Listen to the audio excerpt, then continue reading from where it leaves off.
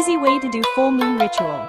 Prepare a cleansing tool, white candle, pen and paper, incense, bowl of water and a tweezer.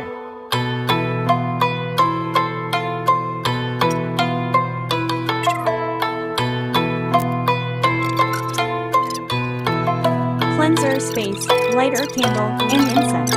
Write the things you want to release, say your intention.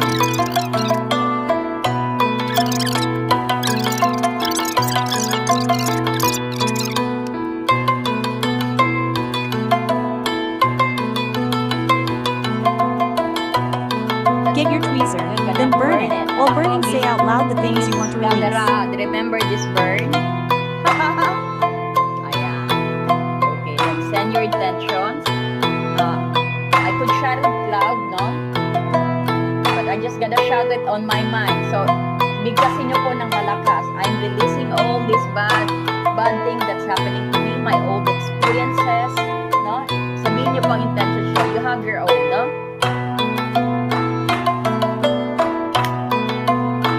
Should be burned, no?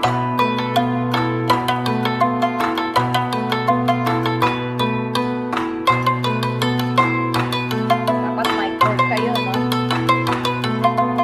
Ayan. Very clear, no?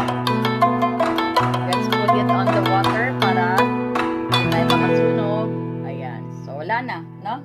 Ayan na. Diba? Mararamdaman, you will feel really na yung gagaan yung loob ninyo. Gagaan para yung space yung ang liwa-liwanag, no?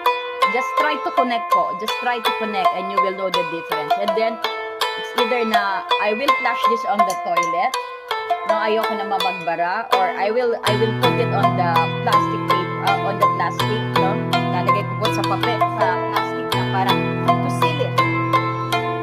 Make sure it will be sealed, no? And then, saka ninyo itapon nyo kaagad, no? Ayan, Put the ash in the plastic, sealed it and clear it. Then say thank you and cleanse your space again. I'm making sure na lahat maandito, no? So let me do it also kasi I'm doing it also, no? Ayan, just wait lang po. After it's clean, get another piece of paper, write what you want and say your intention and keep it safe. Good luck.